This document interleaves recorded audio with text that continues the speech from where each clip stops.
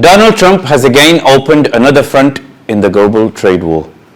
This time, Britain, the European Union, and dozens of other economies are involved. On July 23rd, the Trump administration announced new tariffs on goods from 60 economies. Washington says these countries have failed to properly prohibit or block imports linked to forced labor. The United Kingdom faces a 10% tariff.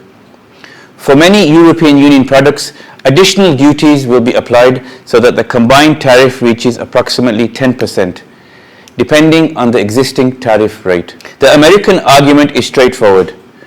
Goods produced using forced labor can be cheaper, allowing them to undercut responsible businesses and compete unfairly with American workers and manufacturers. The Trump administration says tariffs are necessary because years of diplomatic pressure have failed to remove forced labor from global supply chains. But critics are asking a different question. Is this genuinely about protecting workers and human rights?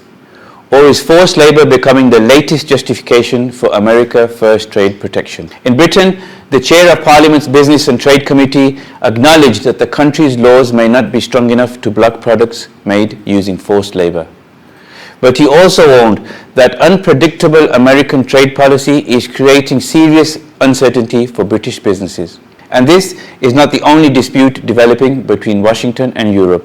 The European Commission has fined Google 890 million euros, saying the company favored its own services in search results and prevented app developers from directing customers towards cheaper alternatives. The United States Trade Representative responded by accusing the European Union of unfairly targeting successful American technology companies and warned that these actions could damage transatlantic trade stability. So this is becoming much bigger than one tariff announcement. We are seeing a collision between two different approaches. The United States is using access to its enormous market to pressure countries into changing their policies. Europe is using regulation and financial penalties to control the power of major technology platforms. Both sides say they are protecting fairness. Both sides accuse the other of discrimination.